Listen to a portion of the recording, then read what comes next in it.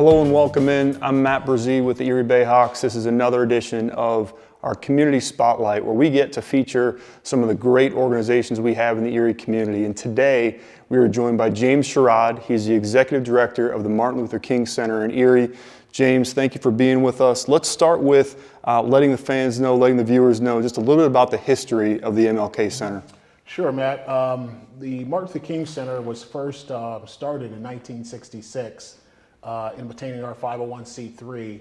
Then shortly after that, 1968, we opened for services.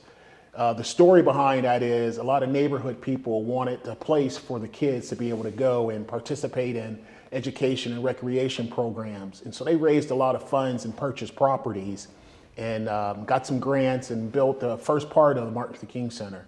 So it's got a long, strong history of being in the Bayfront NATO and the development behind some strong community representatives. Certainly, like us all, we've experienced, knowing the organizations like yourself have met further challenges with the pandemic. Talk about the challenges the pandemic has had on the MLK Center and what you've done to adapt.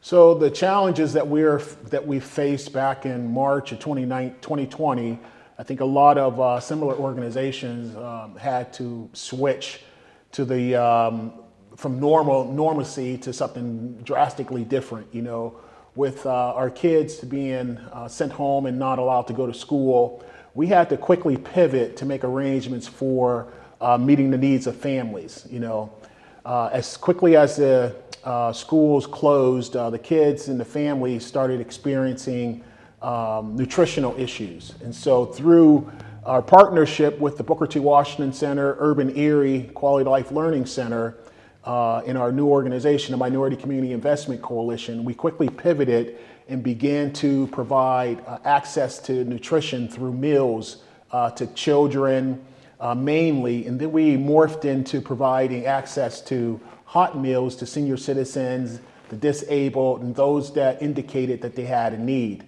James Sherrod from the Martin Luther King Center in Erie, thank you so much for being here. James, just incredible work your organization is doing in the community. So on behalf of the BayHawks and the Erie community, thank you so much. We appreciate it.